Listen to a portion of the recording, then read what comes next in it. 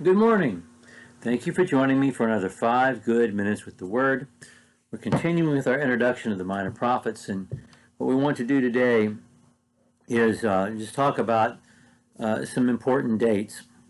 We've introduced the Minor Prophets as these wonderful, really unparalleled books in the Bible that address directly the politics of their times, the important cultural issues of their times, the social injustices and iniquities of their times with God's Word.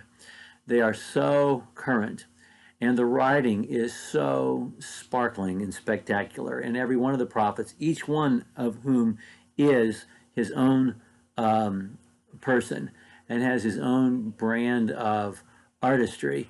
It's just an amazing study.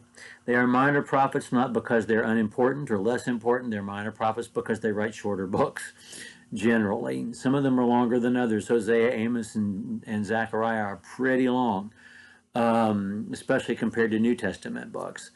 Long as Romans and 1 Corinthians, but compared to Isaiah, Jeremiah, and Ezekiel, no, not so much. And we talked over the last couple of days just about the political situation that these books were written to address.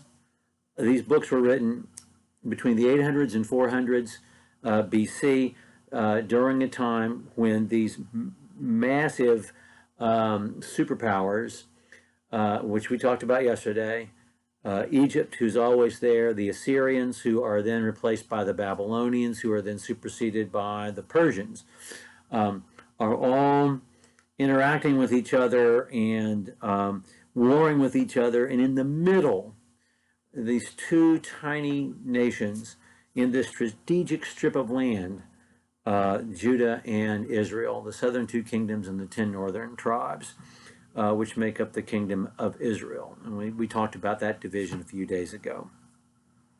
Today, I want us to just get some notion of the historical progress of events that these prophets are going to be dealing with.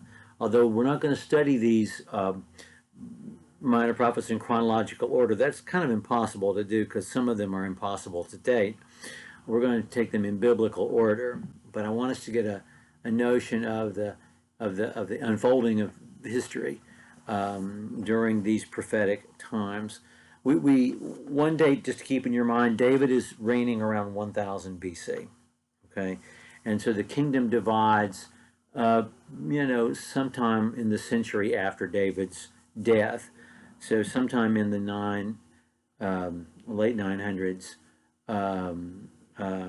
early 900s, depending upon how you count those dates. At the end of that 10th century, the kingdom will divide into the two sections. And then the next important date that we need to talk about is 721 BC, which is the year the Assyrian Empire carried off the northern kingdom into Assyrian captivity.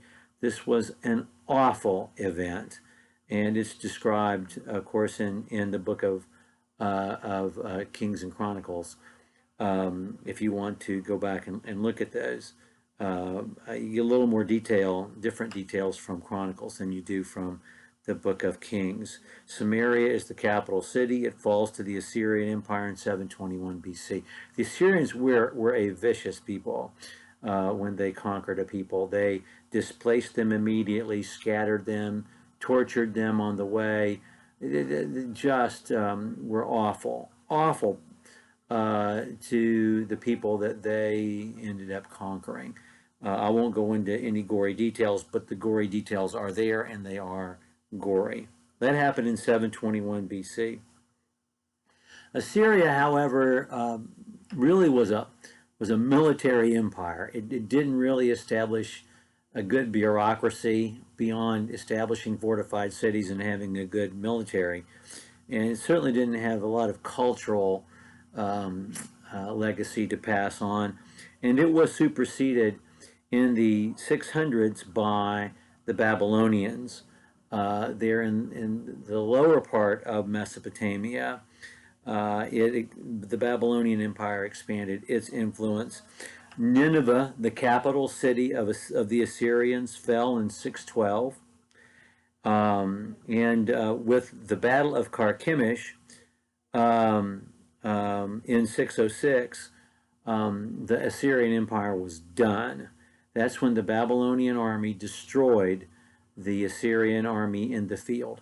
It's an important date and battle in Old Testament history because good King Josiah went out to intervene in Pharaoh Necho, the Egyptian pharaoh, bringing his army to the aid of the Assyrians.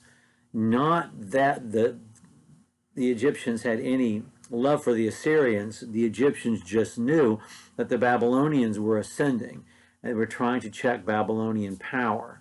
And Josiah went out to meet him and to keep him from joining the Assyrian army. And it's a really cool event in Old Testament history. Necho sends to Josiah and says, I got no business with you. I'm just passing through. And did your God tell you to do this? And of course, God didn't tell him to do that. And King Josiah dies in the battle, trying to keep Pharaoh Necho's forces from joining. Of course, none of that made a difference in the balance of power because Babylon is going to ascend and Assyria was done. It's just that Judah, lost their last good king.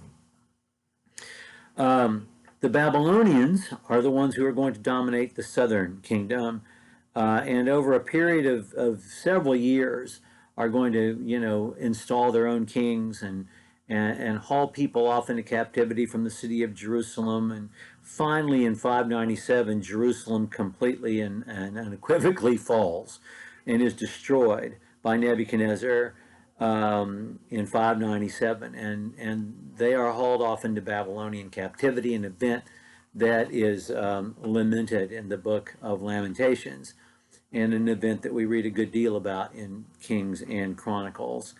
We also said the last time we were together that during the Babylonian captivity, as God promised in the prophets, and as we'll read in the minor prophets, he's going to cause them to prosper and to come back a stronger people. The Persian period begins in 539, and by 536, the Persians, with the decree of Cyrus, allow those Jews who want to go back and try to reestablish a city-state in Jerusalem and to rebuild the walls and the temple, they allow them to go back and to do that. Now, the majority of Jews do not go back, but tens of thousands of Jews do. And in 516, they complete and rededicate the new temple. Well, that's basically the period of time that we're dealing with. Malachi is written maybe half a century or more later than the rededication of the temple, but there aren't any major historical events really for us to talk about after the completion of the rededication of the temple in 516. Next time together, we're going to talk about the content of the minor prophets and their themes, and then we're going to enter into a study of Hosea to begin our study of the minor prophets. Thank you for joining me for 5 good minutes.